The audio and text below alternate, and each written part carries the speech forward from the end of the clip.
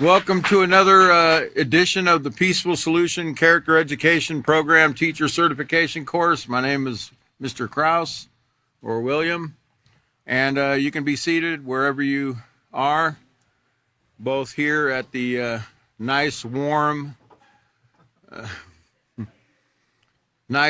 Peaceful Solution Center here.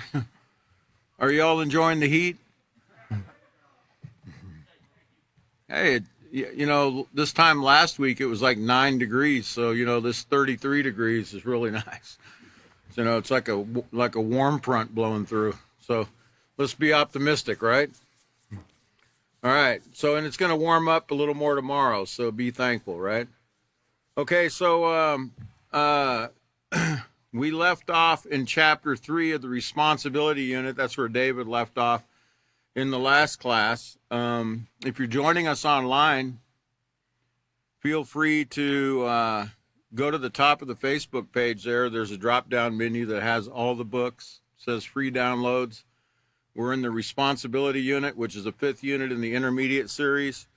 And, you know, feel free to download the book too and use it, teach it, but make sure you teach it according to what's written in the books for the maximum effect, then the greatest results, and for your students and for yourself, because you teach yourself when you teach your students. You know, it's really a 360 win, I guess you might call it, for all of us.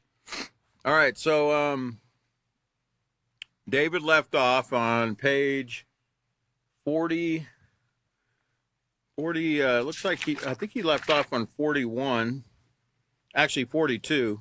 He read 42, and I think he left off on 43. But we're going to be reviewing quite a bit here, because David did a fantastic job in the last class of explaining these things. What I'm going to do is I'm going to kind of go behind him and give some definitions of some words that I really like to put in our minds, and also, if you would, write them in your book. You know, so that you can share them with your students, because a lot of these words we take for granted that our students know. But remember, you're teaching junior high adolescents. And you'll find many times, because we teach these books, as David indicated in the last class, we teach these intermediate books even to adults, grown adults. And a lot of them don't even know what some of these words mean. So it's very helpful for us to give these definitions for people so that it's when you ask them to read, they can read really well. But again, if they don't, comprehend what they're reading, it's kind of useless. So it's best to know these definitions so you can share them with your students, and so you too can have that knowledge. Remember, knowledge is power, right? Okay, so let's look at first of all, let's go back to LP 3 and read the step we're on. I think it's LP 3C in step 2. Remember, the lesson is I have a responsibility in myself. This is lesson 3 in the responsibility unit. And in step 2, it says, ask students, how can we be responsible for ourselves? Have students listen to the song, Our Responsibility. I was really disappointed that David didn't sing that for us like he said he was going to, but I guess he wasn't responsible enough to take singing lessons. But we'll try to get him to do it next round, okay? From the teacher audio lessons, in order to discuss answers. So David did read that to us. The words to the song are on page 41. Explain that in this lesson they will explore several ways that they, as young adults, can be responsible for the choices they make. They will learn about the importance of accountability, accepting the decisions of those in authority, avoiding risky behavior, negative conformity, and peer pressure. And then it says, have students turn to and read the introduction, which David did do in the last class, and we're going to kind of go over review it to get it back in our mind again, but also get some definitions.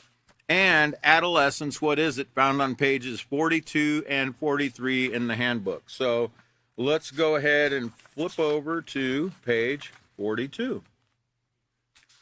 And at the top, it says, if we strive diligently to acquire a responsible character, we create the possibility of a world where everyone can be successful, the peaceful solution. Now, remember what we teach about success. I know out there in our society, the word success is usually equivalent to money, property, wealth, social status, a lot of times when we think of success, when young people especially think of success, they think of rock stars or movie stars or basketball players, sports heroes, etc. But remember what true success is, as we're learning in the Peaceful Solution program. And true success is how we treat ourselves and other people. Because really in the long run, what are we going to be remembered for? What are we going to take? What's the only thing we're going to have at the end of the road? Your character. You're going to be remembered for how you treated others, and that's it. I mean, when you read history books, people normally remembered for their behavior. They wrote about some of their behavior was bad, some of their behavior was acceptable, right? But it's just really just their behavior and their character is what they were known for. Okay, or that's what they're remembered for. So, that's what true success is. The ability to treat others with that respect, that care and concern, and to treat yourself as the same way as well. That's true success. Okay, so, and then also be teaching the other people the same thing through our actions. Okay, so it says, Chapter 3, I have a responsibility to myself. Do you know that the choices you make today can affect your future? Now, remember, we don't need a crystal ball, to look into the future when it comes to our actions. All we need to do is consider, is it a positive choice or a negative choice? And we can actually learn to see the outcome of choices that we make. I'll say through education, you can truly learn, the outcome. You shouldn't have to learn by experience, okay? A lot of people have to learn the hard way. They have to learn through experience. But really, is that the best teacher, experience?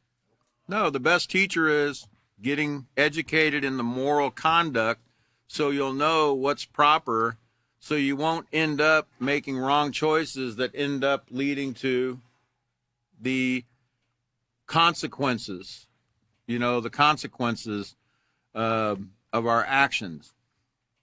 As David read in that song about it's our responsibility. It's our responsibility to make right choices, otherwise we have to live with the regrets and the consequences. It says, responsible choices that uphold your positive growth and development will enable you to become a person of integrity.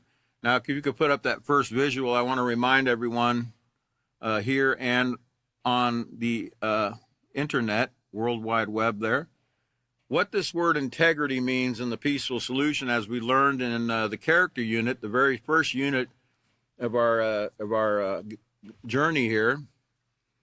On page 43 of the character unit, it said the end result of internalizing positive character traits that can be clearly seen in your actions and attitudes is called integrity. And I know I've mentioned that word internalize isn't just reading it, visually seeing it and, downloading it into your eyeballs and into your brain, but it's actually internalized. If you'll notice the definition from Merriam-Webster, it's a verb. It's an action word. Internalize means to incorporate values, patterns of culture, etc., within yourself as conscious or subconscious, guiding principles through learning or socialization. So notice it's talking about, these values that we learned in the character unit. Remember values, your moral values, are or what divide right from wrong, these moral values, morals, remember morals are rules that define, what's right and wrong. Incorporating them, meaning practicing them, making them part of our everyday life and through our daily interactions with one another and when we're alone. Remember, it's true. Remember, we're going to learn as we progress what's the true test of self-control. Anybody know? Yeah, what you do when you think no one's looking, right? I don't know. Nowadays, it seems like everyone's looking. They got eyeballs in your TV set and your computer and your phone. Sometimes you're sitting there and all of a sudden Siri starts talking and you're like, wait a minute, I didn't even ask that thing. I didn't even activate it. How does it even know that I'm here in this room? Sometimes you get a sneak preview of, there's usually always somebody watching, whether you believe it or not, whether you think they are. But even if they're not, even if you think they're not, you should always conduct yourself the same way you would if somebody else was around. That's the true test of self-control. So internalizing it doesn't mean just reading it and hearing it, but also practicing what we learn in the Peaceful Solution. And one way of internalizing it, if you'll notice on page 100 of the character unit, it shows keep your character running smoothly. Remember what character is, remember the character traits we learn: honesty, respect, self-control, compassion. Remember all the different character traits that we're learning in the Peaceful Solution. Now, in the intermediate unit, there's only about 9 of them that are listed in the positive character section. Matter of fact, if you were to, why don't you flip over to page 160? I want to remind us real quick. Flip over to page 160 in your unit here, because in every unit it has the positive and negative traits listed in the book, so we don't forget. They're usually back there along with the glossary.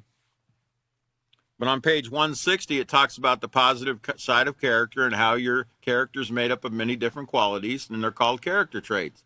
And it has a list of them here. And the top one on the list is educated, getting all the facts, gathering the information and making sure that information is correct before deciding. And then being respectful, as we learned in the last unit. There was a whole book on respect that we just went over.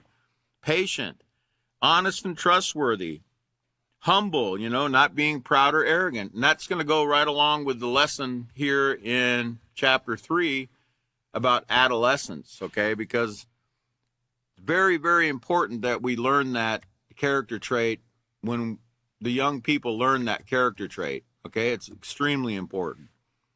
Honest and trustworthy, humble, thankful, forgiving, steadfast and persistent, and self-control are the character traits we learn in the intermediate series. Now flip back over to page 42.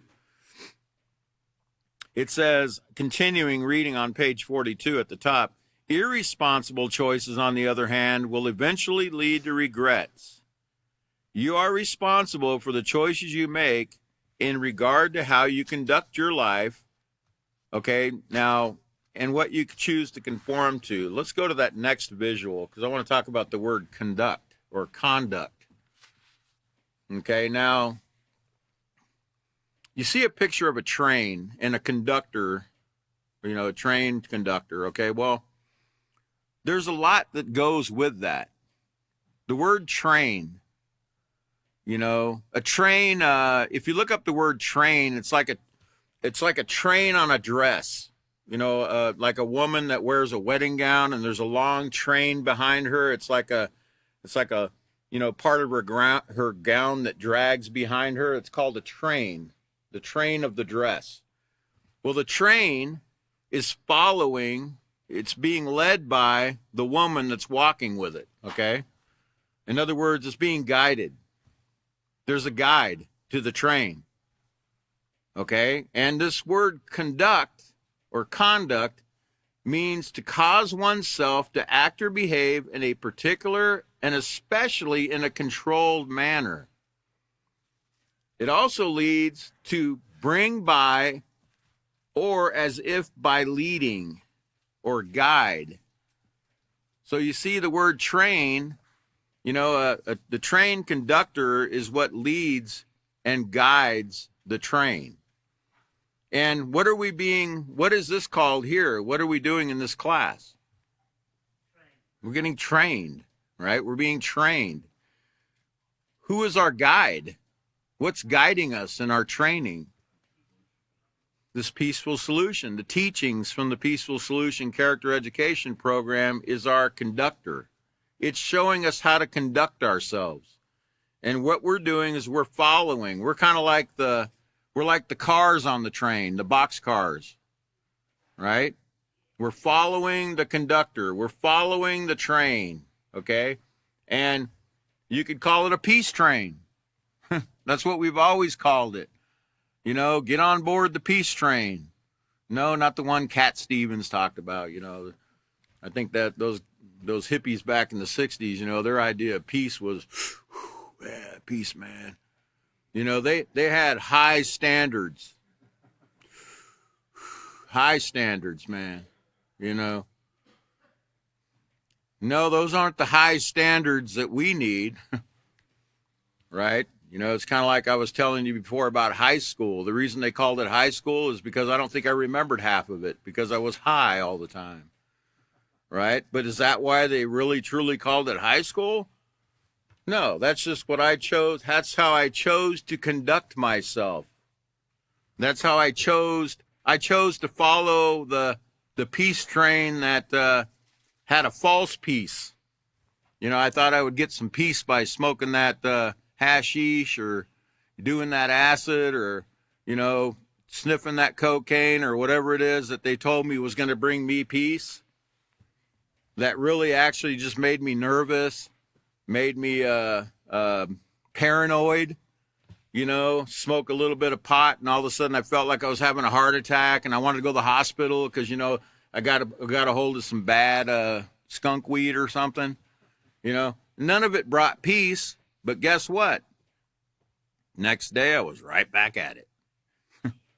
Right? It's kind of like that Ferris wheel or that hammer at what they call those fairs, where you go to the fair and you take these rides and you pay $5 to throw up on the guy next to you, when you're on the hammer, and it goes up and boom, comes down and your stomach comes up to your throat and what? And you just paid $5 to throw up. But that's what they're offering, that's what they're saying will bring you peace and joy, these kind of things. And it's not real. It's not the true peace that the Peaceful Solution offers. But we got to learn, sometimes we had to live and learn. I had to live and learn because I didn't have the Peaceful Solution, but now we don't have an excuse because we have the Peaceful Solution, right? We have a conductor. We have a peace train we can follow, a true peace train. Let's put that slide back up of that peace train. All right, so conduct. So remember, it just means to cause oneself to act or behave in a particular and especially in a controlled manner, controlling ourselves using self-control, which we learn in the Peaceful Solution, or to bring by, or as if by leading or guide. Okay. All right. So let's go to the next slide. I think I have a picture of that peace train. There it is. Get on board, right? The true peace. And you got to have the guide. The guide is the teachings. Don't forget that. That's our guide.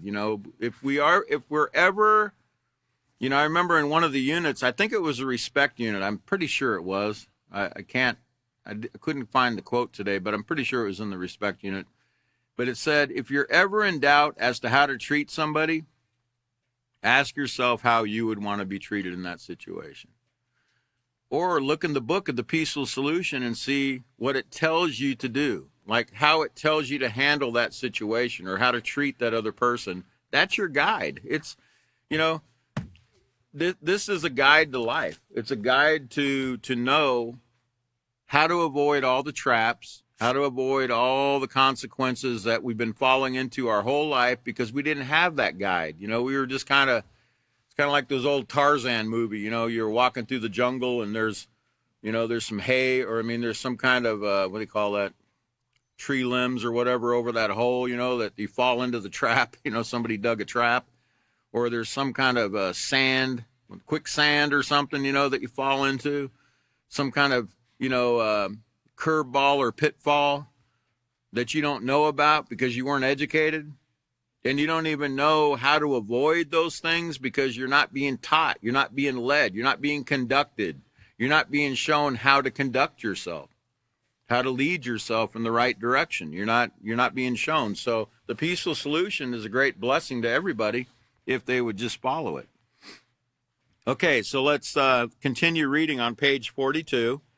I'm at the very first paragraph still. You are responsible for the choices you make in regard to how you conduct your life and what you choose to conform to. And I think David has some kind of, prophetic vision or something, because he said something about a sock and conforming or something, He said you'll probably see a sock. He'll probably say something about a sock. So go ahead and put up the next image so I can. Yep, there it is. Now, how did that Y end up down there? Okay. I guess it didn't want to conform to the sentence, right? I had it in there, but somehow or another it moved down, but okay, you get the picture, right? Conformity is what it should say. And actually it does say conformity, right? There's a T at the end, isn't there? Yeah, conformity. Okay. See that sock right there? It's on a foot. The word conform means to fit or to fit in. It's just like a sock fits over a foot, or just like a glove fits snugly over your hand. It conforms to the shape of your hand. It fits in, and that's what the word conformity means. And if it doesn't fit, what's the rule? If it doesn't fit, you must acquit. Isn't that what they said? I don't think that's true. That's what they said. If it doesn't fit, you must acquit. I always wondered about that because, I used to, I got in a lot of trouble when I was young, and I've been through a lot of trials and things, in my own life. And it just seemed to me like, if you have a bloody glove that's sitting in an evidence locker for a year, doesn't it shrivel up? If it's soaked in blood, in a bloody murder, and the glove's sitting in an evidence locker for a year, doesn't it tend to shrink? So if you try to put it on the guy's hand, is it going to fit snugly?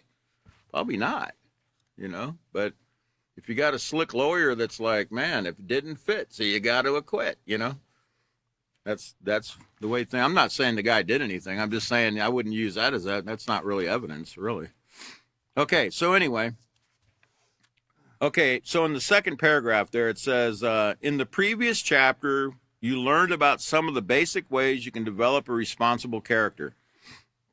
In this chapter, you will learn that making moral choices, having self-respect, and avoiding risky behavior are ways that you can be responsible for your own health and well-being.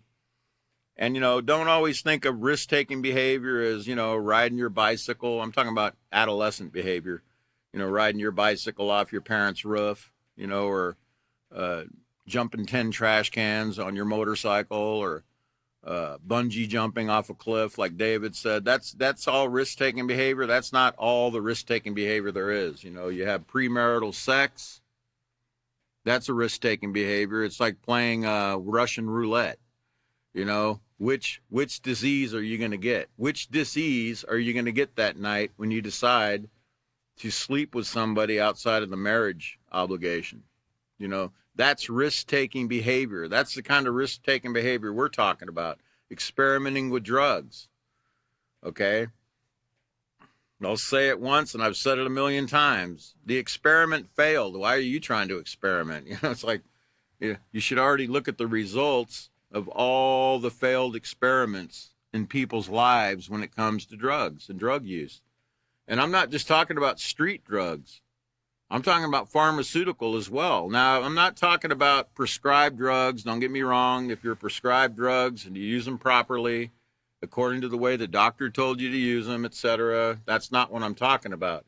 I'm talking about abusing not using them properly, or using them illegally, illegal drugs, even illegal over-the-counter medication that you shouldn't be using. And I think they call it in junior high and high school farming, where the children go to their parents' medicine cabinet or their grandma's medicine cabinet, and they grab all these drugs and they bring them to school and they trade them with their friends for the drugs they got. They call it farming, I thought farming was, agricultural, but not anymore. It's like everything's changed in this generation, okay? And I'm only 60, going on 62 years old, and it seems like, it just seems like, these problems have always been here. I mean, these problems were here when I was in school. They just weren't done, I guess, as openly as they are now. But they've always been here. Those things were going on when I went to school. But I think there's more opportunities now, I guess, with the children. Okay, now it says, let's see, where was I? Okay. Okay, it says, the fact is, you cannot do whatever you want to do. Where did we learn that? You can't do whatever you want to do. Remember this book? Self-control. You cannot do whatever you want to do. That's why we have to use self-control in everything that we do. Okay? Because we can't do just whatever we want to do, because if we do whatever we want to do and it's not proper, it's going to end up with consequences. Okay, the fact is you can't do whatever you want to do and not suffer the consequences of your actions. Whether you can see those consequences or not is irrelevant, okay? Remember, you're always going to suffer a consequence even if you don't see it, the consequence right away. Sometimes consequences come much later in life, but the consequence comes the moment you do it. It's like the STD that you got. You didn't get that STD 10 years later. You got it 10 years before when you committed the act. That's when you got it. It just hid in your body for all those years, and it came out in an opportune time. You started having all these, you started feeling certain physical symptoms, and then all of a sudden you're like, oh, wow. And you go to the doctor, and he's like, oh, you got syphilis, you got gonorrhea or something. And you're like, what? I haven't done anything. Well, it's what we did in the past, right? Catches up to us. Okay, so it says, you have an obligation to continuously seek ways to develop and improve your character. To do this, you must be accountable for your actions, accept the advice of those in authority, and use self-control to make proper decisions. If you can put up the next visual, I should have a definition of that word self-control from page 4 of the self-control unit. And you recall, self-control is controlling, that is, guiding or directing. There's that word guiding, like conducting, like a conductor. Controlling, that is, guiding or directing what you think, because thoughts lead to feelings. So notice, in being a conductor, the first thing you need to know is, and remember, you have to follow the conductor to learn how to be a conductor in your own life. You have to follow the guide. What the guide says, that everything starts with a thought. Everything starts with thoughts. Think about it. The war that's being fought right now in, say, Gaza and Israel, it started with a thought. It started with plans. Okay? It started with plans in people's minds. All right? And then those plans, those thoughts became feelings, and those feelings became actions. We saw on October 7th where the attack occurred. And then those actions become consequences. Okay? And who's suffering the consequences? Is it just the people that came in hang gliders and motorcycles? Who's suffering the consequences? You got, hundreds of thousands of people that are suffering the consequences that really didn't have anything to do with anything, But remember, our actions affect who? Everyone. they ripple out and they affect everyone around us, you know, and it's not just affecting Gaza and Israel either. You know, it's having a ripple effect all around the Middle East, isn't it? You know, you have the Houthi rebels shooting, shooting at ships out there in the sea, the American ships. And then America is just, I guess America has just pronounced the Houthi rebels a terrorist organization or something. And I'm thinking, you know, it's like Chris said, who's really the bad guy? You know, who's the bad guys here, man? I mean, who's the bad guy? Who's the terrorists? You know, if you look up the word terrorist, even in the Peaceful Solution book, I think it has the definition of the word terrorist. I think it's in the self-control unit. I could be wrong, but let me look it up. I'm pretty sure that's where I saw it. Terrorist. It was in one of these books. Terrorist. It might be in this book. Let me see. Terrorist. Yeah, terrorism. Go ahead and turn to page 167 in your glossary here so we can look at the word terrorism, okay? Because we want to understand what a terrorist actually is, okay? Because I know when it's like when America says, when we hear in the news, American news media, you know, they use the word, what am I thinking of for other people's governments?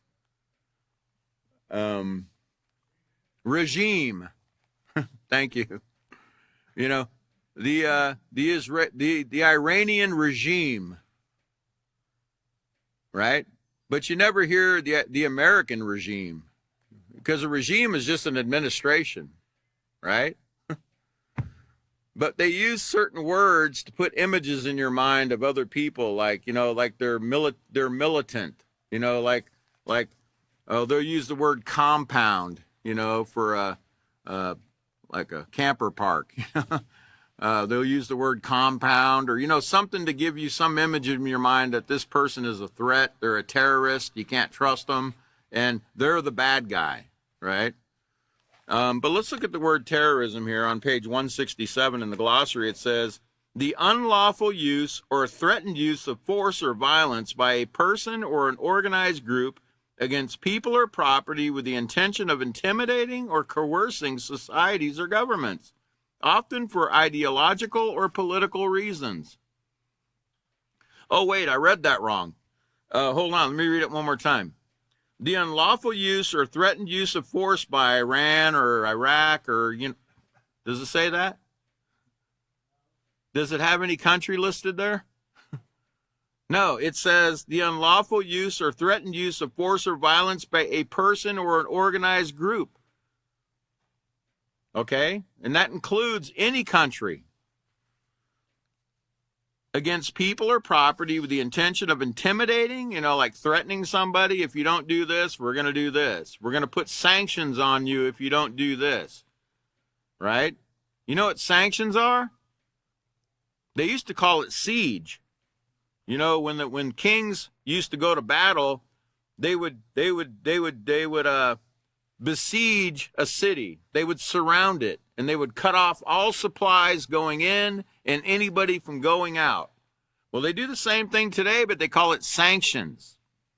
Okay? And nothing's changed. They use the same tactics, the same war tactics, but America has sanctions against many, many different countries right now.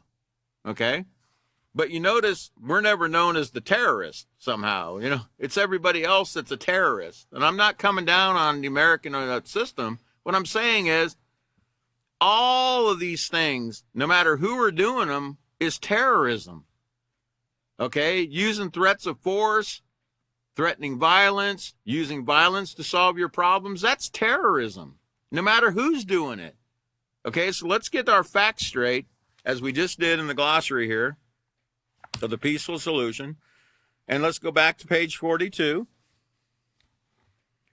Okay, so back to that slide. I think that's where I got that. I was looking at self-control. Okay. Remember what self-control is: controlling or guiding what you think because thoughts lead to feelings, and then controlling what you feel because feelings lead to actions, and controlling how you behave because your decisions lead to actions which lead to rewards or consequences. And it says self-control is the foundation of moral behavior. Being able to stop, think, stop. The reason you stop is so you can calm down, let the emotion pass, so you can think clearly about the situation. Think about what your options are. Think about what your positive options are in that situation, and proceed with the option that won't bring harm to yourself, others, or the environment. And that's true self-control. So war can never be self-control. Stopping and thinking and saying, well, we could do this. We could fire some missiles into their country and, destroy some of those sites there so that way they can't, that's not a positive option. You're destroying people's property. That's not a positive option. Okay? Those things, that's war. That's not the peaceful solution. You're never going to find peace through war. Okay? And it doesn't matter who's doing it. It doesn't matter who's doing it. If they have suits and they're in Washington, D.C., or they have military garb and they're from Venezuela. It doesn't matter. It's all the same. It's war and it's terrorism. Okay? It's terrorism, no matter who's doing it. Okay. And then it says at the bottom there, page 8 of the self-control unit says the real test of self-control is what you do when no one's looking. And remember, these people that are planning these wars, and they are planned, they think no one's looking. They think no one knows, okay, that they're planning these wars. These wars are planned, okay? And they're making plans right now to do even more damage, okay? But guess what? You're not practicing self-control if you're planning on bringing harm to your neighbor, property, or anything else, and you're not going to be justified. You're not justified. You are not innocent in any way, shape, or form if you're conducting yourself and your country in this manner. You are never going to be justified. I don't care how you can fool yourself all day long. If you're not practicing the principles that are found that we're learning here in the Peaceful Solution, you'll never be justified. You're not going to be found innocent of anything. Okay, so it says on page 42, I'm at the bottom, you must also be willing to follow the rules and guidelines that dictate morals and proper conduct. When you hold yourself to a high standard, no, not the one that I told you about that the hippies held themselves to, you are being responsible for the gift of life you've been given. Let's look at the next slide. Let me see what I had. Yeah, there's that word standard. Let's talk about the word standard. I'm hoping you've been writing these in your books so you can share them with your students. But this word standard, when we talk about a high standard, it's a noun. It's from Merriam-Webster. Says it's something set up and established by authority as a rule for the measure of quantity, weight, extent, value, or quality. Something set up and established by authority as a rule for the measure of quantity, weight, extent, value, or quality. You think about what did the Peaceful Solution teach us in the character unit about universal moral principles? That everybody around the world can agree that stealing is wrong. Everyone around the world agrees that murder is wrong. Everyone around the world agrees that taking advantage of other people is wrong. Everyone all over the world agrees that bullying is wrong. Okay? They all agree to certain moral standards. Okay? Now, that's the standard that the Peaceful Solution sets. It's a measure. It's how you can measure whether you're right or whether you're wrong. You got to have a standard. You have to have something that you can look at to judge the quality, the value, etc., of what you're doing, okay? And it also means an organization flag, a standard. They used to have a banner or a standard that people would rally under, to to join. And, that's what we ask. That's what we're wanting people to do, is to get under our banner, under our standard, the standard of what the peaceful solution, what I see in the peaceful solution is really the standard of perfection. If you want to become perfectly moral, then you'll rally under this flag, under this standard, this banner, okay? Because it's a peaceful banner. It's not a flag we're carrying into, some kind of battlefield, and we all got cannons and we got rocket launchers and, hand grenades and what they call some of those weapons they carry around, guns or knives, or we don't use those weapons. What we use, to solve our differences is the peaceful principles that we're learning here in the peaceful solution. Remember, 2 wrongs never make a right. Fighting back. Let's see. I'm turning in my. I brought all my books tonight, every one of them, because there was so much in here that I kind of wanted to cover. But in the self-control unit, in chapter 3, it talked about. We learned about appropriate ways to deal with anger, etc. And it talked about fighting back and how it's never the right way to handle our problems. Let me see if I can find that quote. Let's see. Page 74 at the bottom of the self-control unit says, you handle anger appropriately when you choose to proceed by behaving respectfully and morally even when you're angry. Okay? In other words, you can be angry and not hurt anybody or not hurt yourself or somebody else. We can behave in a peaceful way even if we're angry by using self-control. Also in chapter 4, I think is what I was looking for. Chapter 4. Let's see if I can find it. Should have wrote down the page numbers because there's so much in here. But we learned about conflicts and that 2 wrongs never make a right, fighting back. And actually, you know what? Let me look. Let's turn over to, let's see. I have respect. Yep. Chapter 5 of the respect unit also has some really great stuff about not fighting fire with fire, responding to disrespect. Chapter 5 of the respect unit that we just went over, responding to disrespect with more disrespect only adds fuel to the fire. It's not going to solve the problem. So these wars that are being fought right now, how long do you think it's going to be before somebody actually decides, let's try using one of these nukes? They've already been used once, actually twice. We've already used them before. Hiroshima and Nagasaki back in 1945, America used them. But they didn't call us terrorists when we used them, right? But the ones that they're afraid are going to use them, they call terrorists. See, the ones that are in the Middle East they're afraid that they're going to get their hands on these nukes that they created, that we ourselves here in America created. They're worried that these things are going to get in the hands of the wrong people and they're going to use them.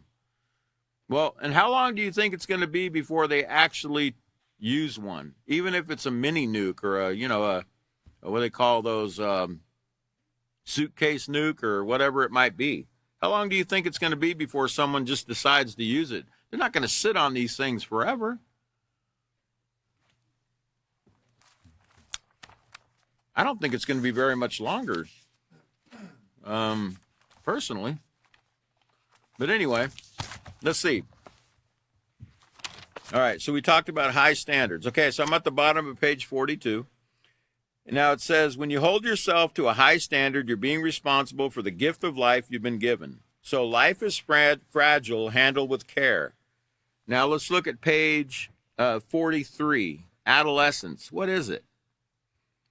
And it says adolescence, I think I have this on a slide. Let's go ahead and put it up. I think I have it on a slide. Next slide. There we go. Okay. It says adolescence. What is it? It says adolescence is that time period between childhood and adulthood that can be frustrating and wonderful all at the same time. Many teens complain of feeling as if they are being pulled in opposite directions. As you see in the illustration here, you see the arms pulling on the guy's arms. It says, on one hand, they're told to act like adults. On the other hand, for their own safety and well-being, they must still be treated like children. So I'm sure you all remember when you were young, your parents telling you the same thing. Why don't you grow up and act like an adult? And you were only 12, 13, well, eventually you were going to grow up and act like and be like an adult. But,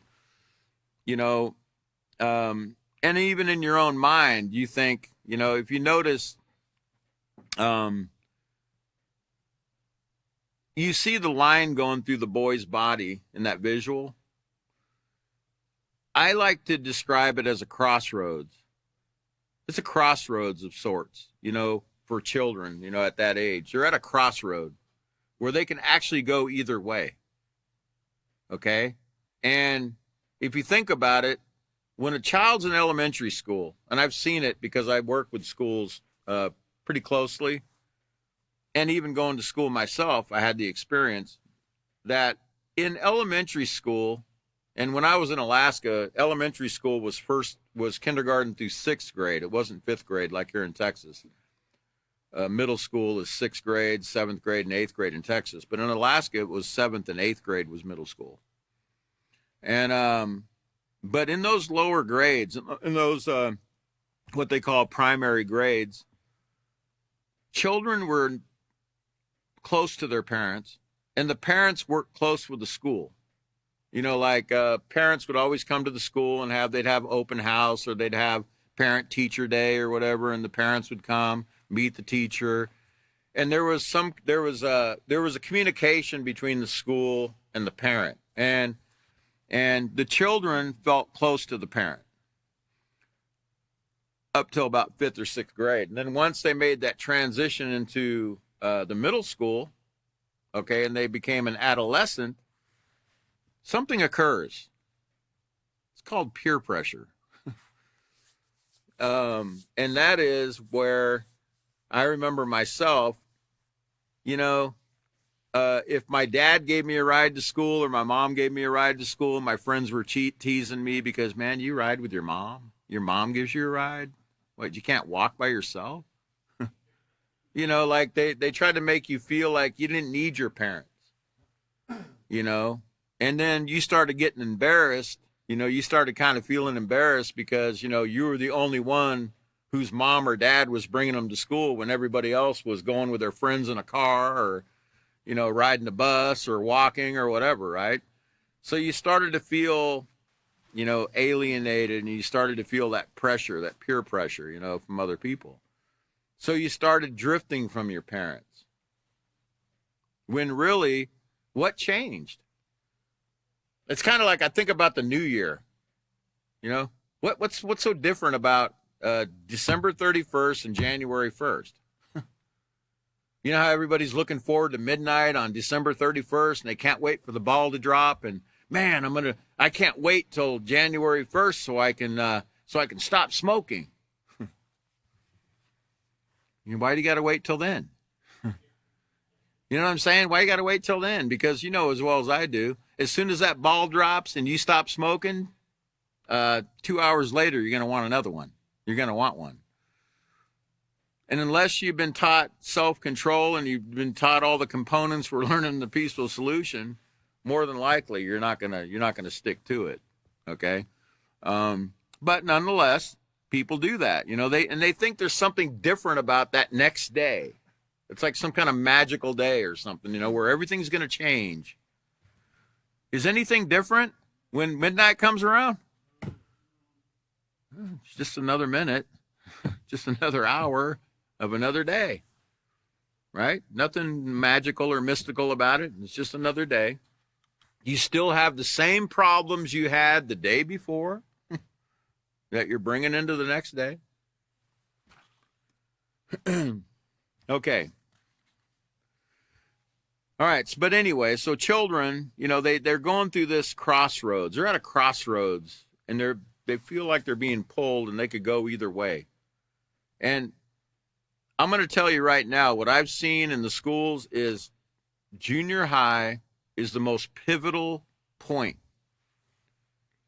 It's really the most important couple years of a child's life. And it's the most important time to drill this information into a child.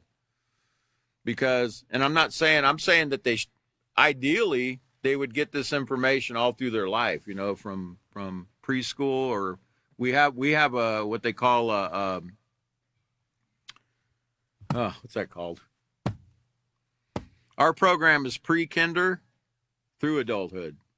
Okay, we have pre-kinder through adult, and in a perfect world, that's what they would get. They would start, at in their mother's womb, actually, and they would go all the way, through high school and college or whatever. But if we could even get them at the point where they're in middle school and start getting these concepts into their mind a little at a time, that would make a huge difference in their life.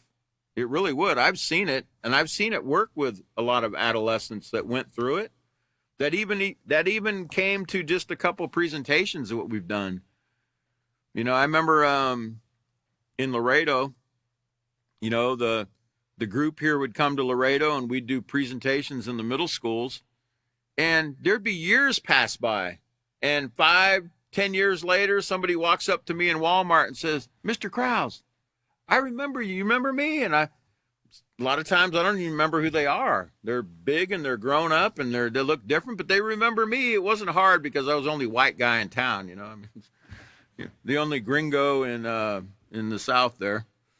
And they would say, "Mr. Krause, you remember me? And what you taught in that class and what that group, when they came to my school and what they taught, I remembered that. And it really helped me in this area, and I'm like, wow. I wouldn't have even known who they were. Okay. But they remembered certain things. Okay. And a lot of times it had to do with anger management, like, and not retaliating, not fighting back, and a lot of times they said it helped them solve a lot of the problems that they were facing at home and in school with other people.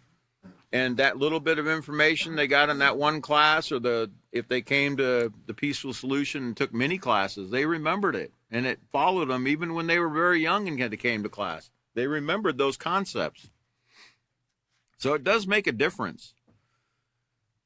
Okay, on page 43, it says, this is one of those ironic aspects of being an adolescent. Let's look at the next slide.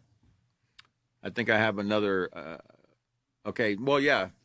So here's some things, some social problems that teens struggle with every day. You see this hallway here, and you see this school hallway. You see some child getting drugs out of their locker. Another person's looking at probably his picture on social media, or somebody teasing him on social media. They have social media issues. They have academic problems. This is your typical adolescent. They have obesity problems, problems with overeating, bullying, depression.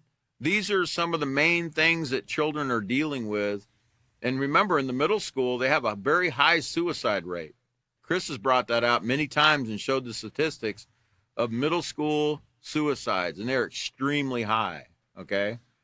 So they're going through all these issues. And they don't know, unless they're being taught the Peaceful Solution, they don't know how to handle these issues. They don't know, okay? So even if you came to their school and did a presentation for 45 minutes, okay, and gave them certain things in their mind, little seeds planted in their mind, that could actually make a difference in their life to where they would avoid or know how to solve some of these issues that they're going through. Let's go to the next slide. It reminded me of the obesity thing. It reminded me of, for some reason, it's not just obesity, but the girls, they all have, this thing about weight, my weight. and wanting to be skinny. And I met many of them. I had just, it seemed like everything, their focus was on how much they weighed and how they looked. There wasn't any focus on the inner person. It reminded me, the obesity thing, it reminded me of a huge case back in 1983. Now, I was already graduated from high school a couple years, but the Carpenters were I don't know if you remember a music group called the Carpenters back in the 70s, but they were huge. They sold over 100 million records in their short stint, I think, of 10 years or so in the music industry before Karen Carpenter died of a heart attack at 32 years of age because of what they call anorexia. Where, she was so consumed by how much she weighed that she was taking laxatives and taking certain drugs to throw up every time she ate because she didn't want to put on any weight. And it broke her body down so badly that on February 4th, 1983, she died of a heart attack at 32 years of age. Okay? Think about that. 32 years of age. And she was a skeleton. She was basically skeletal. She died in her parents' closet at home. And the laxatives that she was taking and the different drugs that she was taking because she wanted to stay skinny. She was worried about, where did that come from? They said it started when her marriage went downhill. So who knows? Who said something to her like, you're kind of fat. You're getting kind of fat. You look kind of fat in that dress. Who knows what kind of comment might have been made to this woman where it put her on this path to thinking, what she was thinking in her mind. And a lot of times people make comments like that thoughtlessly, and they don't realize the damage they do to somebody. Remember Michael Jackson? He told Oprah Winfrey, and I'm using these as examples because these people, this was a huge case when this took place with the Carpenter, because anorexia wasn't well known in the world at that time until she died, and they started realizing, hey, that's a serious disease. Where little girls, young girls are doing the same thing. They're throwing up every time they eat because they don't want to put on any weight because they're worried about their image, their outer self. But there's no thought about the inner self, right? Their inward person, whether they're honest, respectful, or anything like that, because they're not being told. They're not being encouraged to be looking on the inside, only the outside. But who was the other one I just mentioned? Yeah, Michael Jackson. He was on Oprah. I remember, I'll never forget it. He said when she asked him, why he started doing all these things with his nose and his facial features, he said his dad told him he had a big nose. He said his dad told him he was ugly, okay, when he was very young. And that's what started him on this, doing all the changes in his facial features and stuff. But that's what I'm saying. It's very, we sometimes don't know the damage that our words do. Remember in the, I think it was in the self-control unit.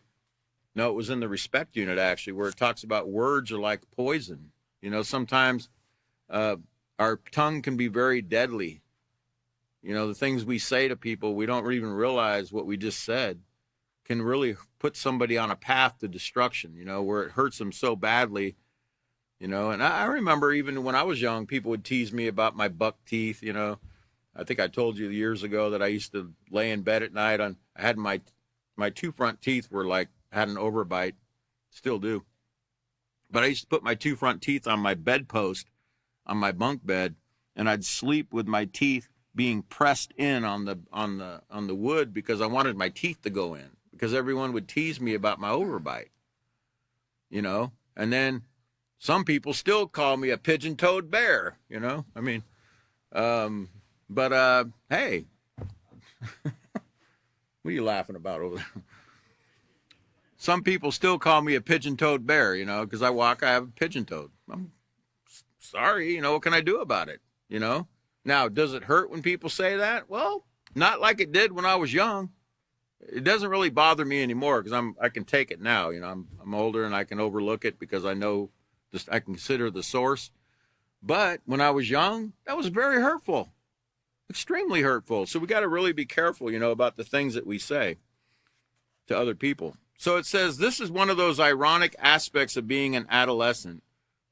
Although you might not be old enough to be totally independent and make all of your decisions, you're old enough to be responsible for the decisions you do make and to face the consequences or rewards. If you can show that last slide before we stop tonight. I wanted to show you the definition of ironic. Somehow or another, that slide did not turn out right. Sometimes when we load these into another computer, they turn out a little bit different. I'm sorry about that, but an definition of ironic, or an example of ironic, is like those signs you see right there. It says entrance only, do not enter. That's called ironic. Ironic means something that's funny, or like something that's I had it on there. I'll show it to you again on the next class. Or this lady here that says, I need 5,000 copies of this, please. She's got a Save the Trees book she wants copies of. As you know, books are made from trees. Save the trees. Okay, so anyway, we'll try to fix that slide for the next time. We got to stop because we're out of time tonight. But we're on page 43. We're going to continue where we just left off. The next class is on 1/24/2024 at 5:30 p.m. Central Standard Time. I hope you'll join us. And stay warm. Actually, you're going to be warm because I think tomorrow, hopefully it's going to be in the 60s, right? All right. So we hope to see everybody next time. Thank you for coming.